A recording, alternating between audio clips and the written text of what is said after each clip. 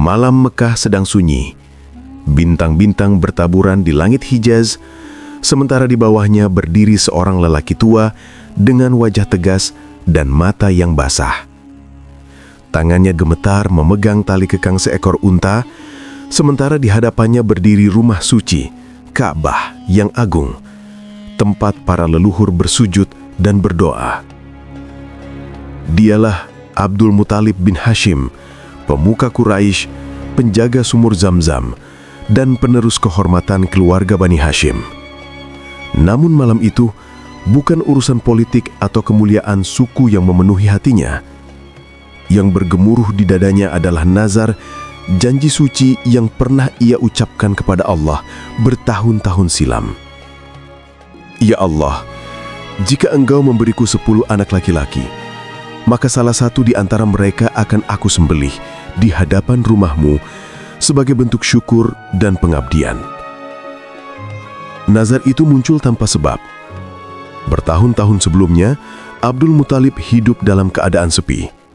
Hanya memiliki 1 anak laki-laki bernama Harith, sementara ia memikul tanggung jawab besar sebagai penjaga Ka'bah dan pemimpin Quraisy. Dalam doa dan harapan yang panjang, ia memohon kepada Allah agar dikaruniai keturunan yang banyak untuk menegakkan kehormatan keluarganya. Riwayat ini disebut oleh Ibn Ishaq dan dikutip oleh Ibn Hisham dalam Sirah Nabawiyah.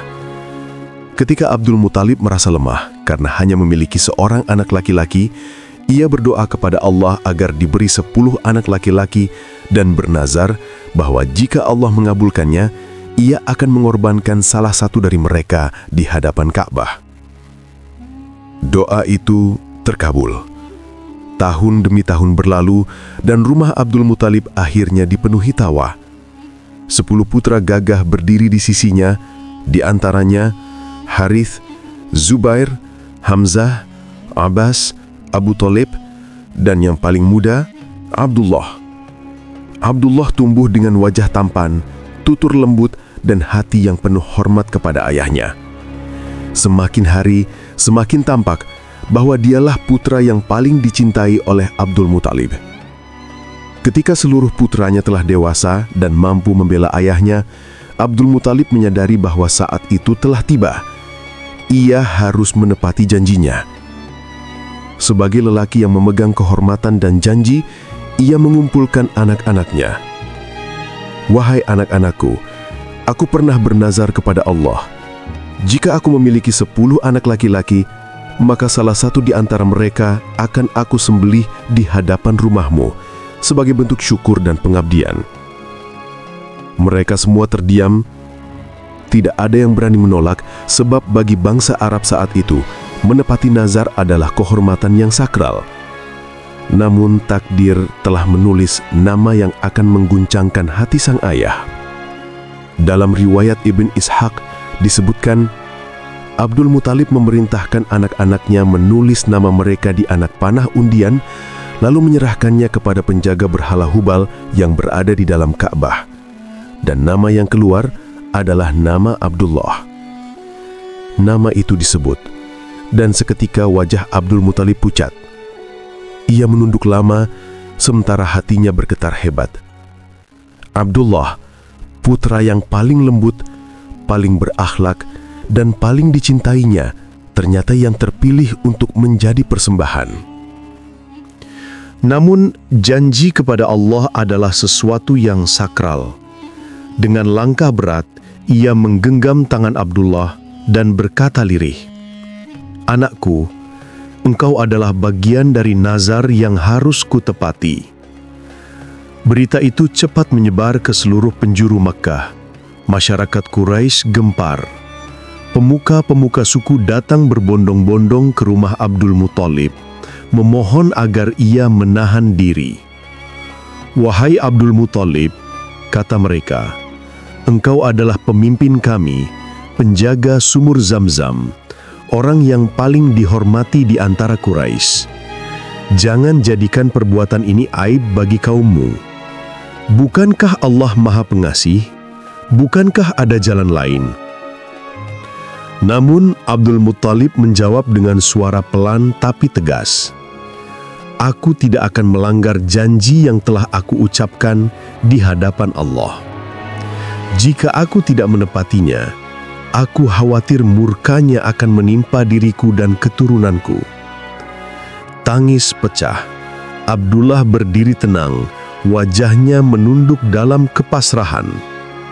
Ia berkata kepada ayahnya dengan lembut, sebagaimana diriwayatkan oleh ahli sejarah, "Wahai ayahku, jika ini adalah nazar yang engkau janjikan kepada Tuhanmu, maka aku rela, aku tidak gentar. Laksanakanlah apa yang telah engkau janjikan." Kata-kata itu menembus hati Abdul Muthalib.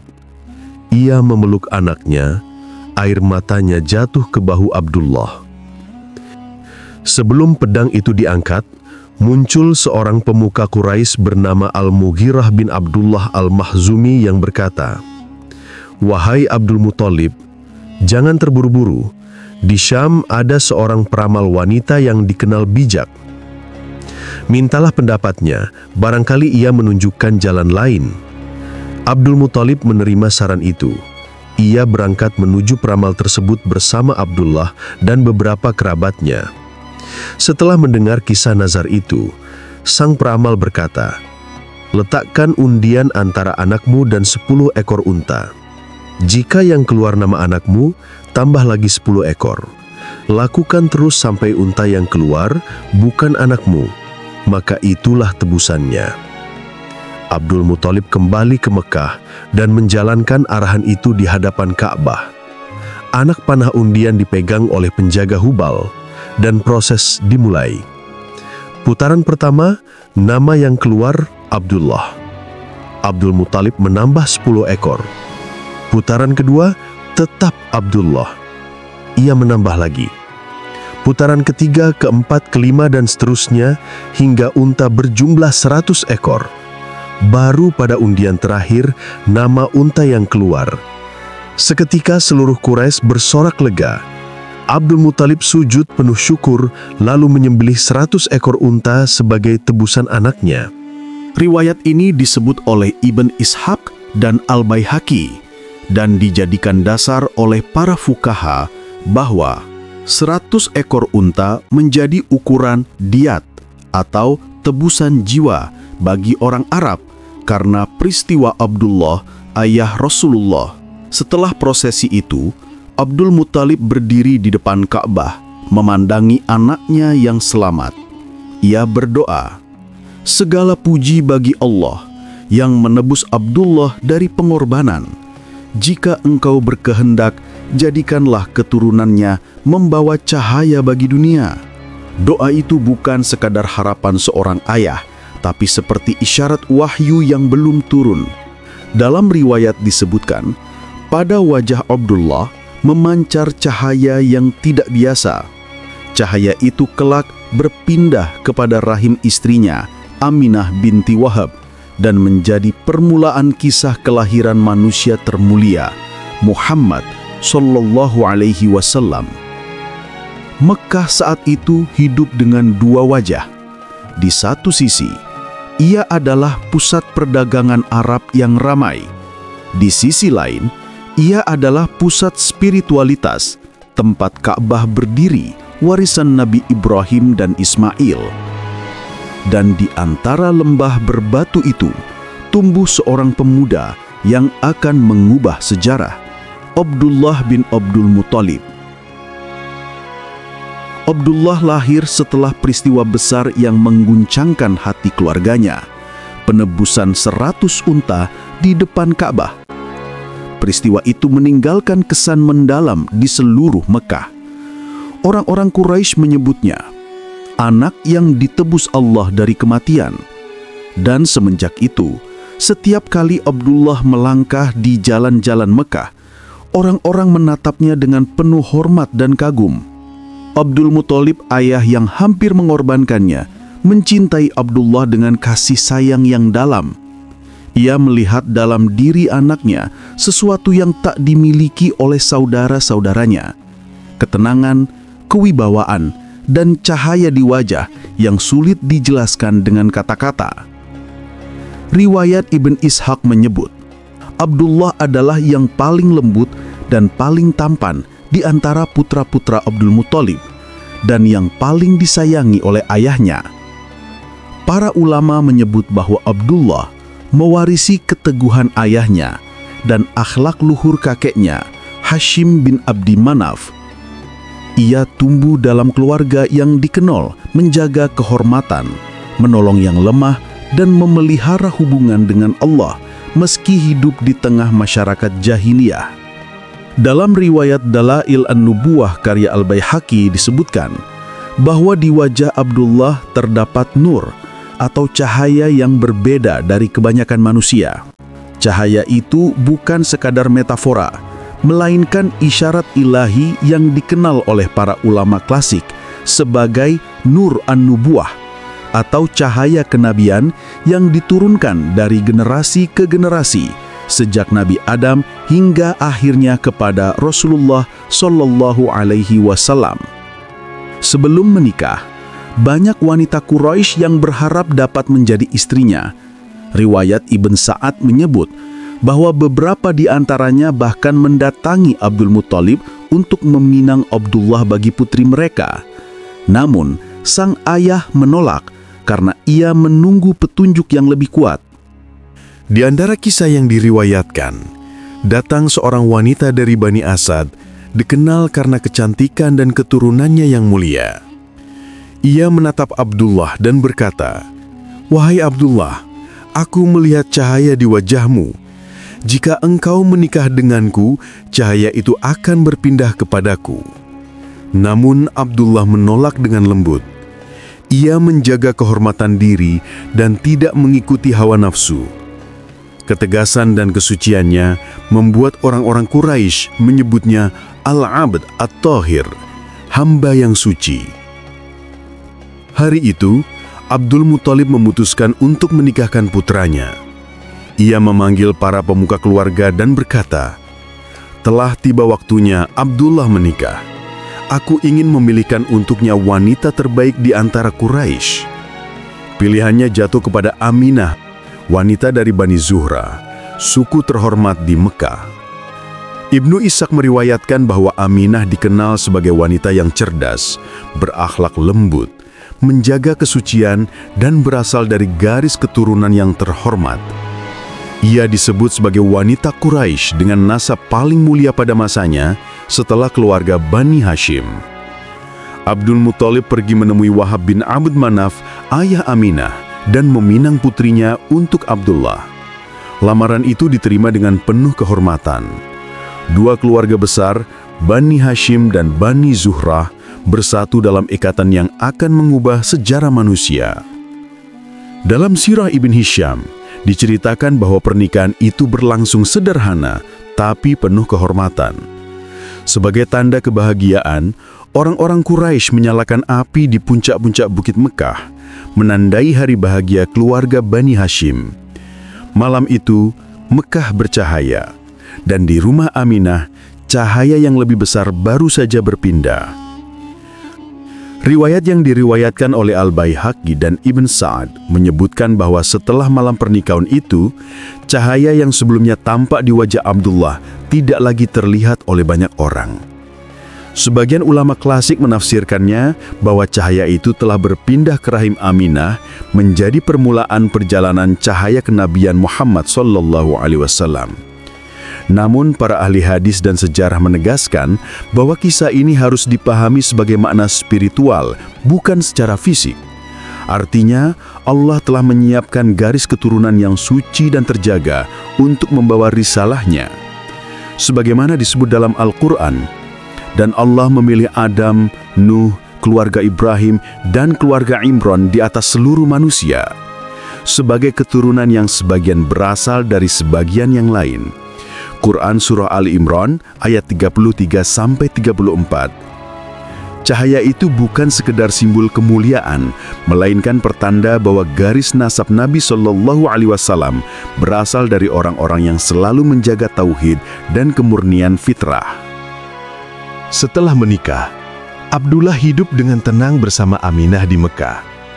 Ia bekerja sebagai pedagang, mengikuti jejak ayah dan leluhurnya. Dikenal jujur dan amanah, Abdullah menjadi sosok yang dipercaya dalam setiap urusan dagang. Orang-orang Quraisy menghormatinya bukan hanya karena ketampanan dan nasabnya, tapi juga karena sifatnya yang santun, rendah hati, dan jauh dari kesombongan. Dalam riwayat Ibn Ishaq, Abdullah disebut sebagai pemuda yang paling disegani dan paling bersih hati di antara Quraisy.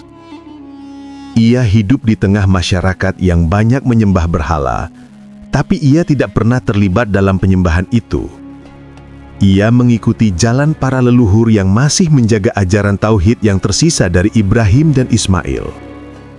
Bahkan beberapa riwayat menyebut bahwa Abdullah termasuk di antara mereka yang enggan meminum khamar dan menjauhi perbuatan maksiat yang biasa dilakukan pemuda-pemuda Mekah. Kehidupan rumah tangga Abdullah dan Aminah tidak lama. Hanya beberapa bulan setelah pernikahan, Abdullah memutuskan untuk ikut bersama kafilah dagang Quraisy menuju negeri Syam. Perjalanan ini merupakan bagian dari kebiasaan tahunan suku Quraisy yang berdagang ke utara, Syam, dan selatan, Yaman. Aminah melepas kepergian suaminya dengan doa. Ia tidak mengetahui bahwa kepergian itu akan menjadi perpisahan terakhir. Aminah, yang saat itu tengah mengandung beberapa minggu, memandangi suaminya dengan rasa cemas. Ia tahu perjalanan ke Syam bukan perkara mudah. Medannya berat, dan seringkali kafilah harus menempuh berbulan-bulan di bawah panas terik padang pasir. "Berhati-hatilah, wahai Abdullah," katanya lirih sebelum berpisah. Abdullah tersenyum. "Aku akan kembali insya Allah dengan selamat dan membawa rezeki untuk kita." Rombongan Quraisy bergerak meninggalkan Mekah. Debu mengepuli udara, onta-onta berjalan dalam barisan panjang, dan suara doa mengiringi kepergian mereka. Abdullah termasuk dalam rombongan yang dipimpin oleh kafilah dagang keluarga Bani Makhzum menuju arah utara, melewati Tabuk, Wadi Al-Qura, hingga Syam. Perjalanan panjang itu berjalan lancar di awal. Abdullah dikenal sebagai pemuda yang tekun dan amanah, selalu membantu teman-temannya dalam perjalanan. Ia tidak banyak bicara, tapi setiap ucapannya membuat orang merasa tentram. Sebagian riwayat menyebut bahwa dalam setiap persinggahan, Abdullah tak pernah lalai mengingat nama Allah. Berbeda dengan kebanyakan pemuda Quraisy yang gemar bernyanyi dan berfoya-foya. Di negeri Syam, perdagangan mereka berhasil besar. Barang-barang dari Mekah laku keras dan keuntungan dibagi dengan adil. Namun dalam perjalanan pulang, takdir Allah menulis jalan yang berbeda bagi Abdullah. Ketika rombongan melintasi kota Yathrib yang kelak dikenal sebagai Madinah, Abdullah mulai merasa lemah. Demam tinggi menyerangnya. Kawan-kawannya menyarankan untuk beristirahat sementara di rumah kerabatnya dari Bani Najjar, keluarga dari jalur neneknya, Salmah binti Amr. Abdullah menerima saran itu. Ia tinggal di rumah keluarga ibunya dan beristirahat beberapa hari. Namun kondisinya tak kunjung membaik. Tubuhnya melemah dan matanya mulai sayu. Ia hanya berpesan kepada kafilah, "Jika aku belum sanggup berjalan ketika kalian pulang, tinggallah aku di sini. Sampaikan salamku kepada ayah dan istriku." Kafilah pun berangkat kembali ke Mekah, meninggalkan Abdullah yang terbaring lemah di Yathrib. Beberapa kerabatnya merawatnya dengan penuh kasih. Namun hari-hari berlalu dan tubuhnya semakin lemah. Hingga akhirnya Abdullah menutup mata dalam keheningan. Usianya baru 25 tahun. Ketika kafilah Quraisy tiba di Mekah, seluruh keluarga Bani Hashim menyambut di pintu kota. Aminah berlari mencari suaminya. Matanya menatap ke setiap unta yang datang, mengharapkan melihat wajah yang ia rindukan. Namun Abdullah tidak ada. salah seorang pedagang menunduk dan berkata lirih kepada Abdul Muthalib, "Wahai pemuka Quraisy, semoga Allah menguatkan hatimu. Putramu Abdullah telah wafat di Yathrib, di rumah keluarga Bani Najjar." Kata-kata itu menembus hati sang ayah. Abdul Muthalib menunduk lama, lalu menatap Ka'bah dari kejauhan. Ia tidak berkata apa-apa. Air mata menetes dari mata yang jarang menangis. Anak yang dulu hampir ia korbankan kini benar-benar pergi. Bukan karena pedang, tapi karena takdir Allah. Aminah mendengar kabar itu dari bibir seorang kerabat. Tubuhnya melemah seketika. Ia jatuh tersungkur di lantai rumah. Tangisnya tak bersuara. Hanya air mata yang mengalir deras membasahi pipi. Di rahimnya, janin kecil berusia 2 bulan bergerak pelan, seolah menyadari kesedihan ibunya. Aminah menangis dalam diam. Ia menatap Ka'bah dan berbisik, "Ya Allah, Engkau yang menitipkan kehidupan dalam rahimku, maka lindungilah anak ini sebagaimana Engkau telah melindungi ayahnya." Dalam perutnya, janin kecil berusia beberapa bulan bergerak. Itulah Muhammad Sallallahu Alaihi Wasallam yang akan menjadi rahmat bagi seluruh alam. Berita wafatnya Abdullah mengguncang seluruh Mekah. Orang-orang datang ke rumah Bani Hashim untuk menyampaikan belasungkawa. Mereka mengenang Abdullah sebagai pemuda yang jujur, penyabar, dan berwibawa. Tidak ada yang mengenalnya kecuali mencintainya. Riwayat Ibn Sa'ad menyebutkan bahwa Abdullah wafat di usia 25 tahun dan dikuburkan di Yathrib di rumah An-Nabigoh dari keluarga Bani Najjar, tempat yang kelak menjadi lokasi hijrah Rasulullah Shallallahu Alaihi Wasallam.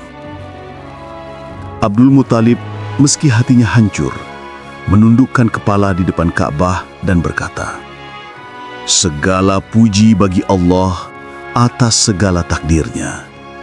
Ia mengambil satu jiwa, tapi akan memberi cahaya bagi seluruh dunia."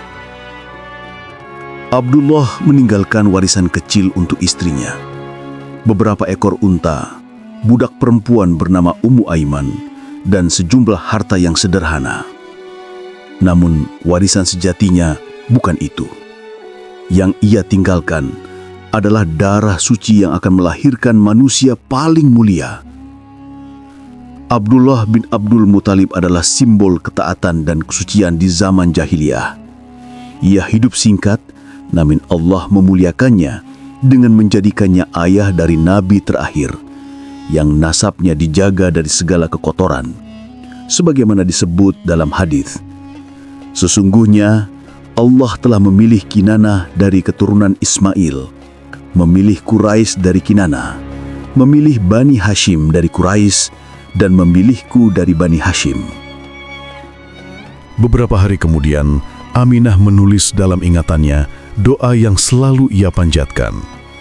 "Ya Allah, Engkau mengambil kekasihku, tapi Engkau menitipkan benihnya di rahimku. Jika Engkau berkehendak, jadikanlah anak ini penyejuk hati dan cahaya bagi dunia." Abdul Muthalib meski hatinya hancur, berusaha menenangkan menantunya. Ia berkata, "Wahai Aminah, bersabarlah. Anakku telah kembali kepada Tuhannya dengan tenang. Allah pasti menyiapkan hikmah di balik kepergiannya."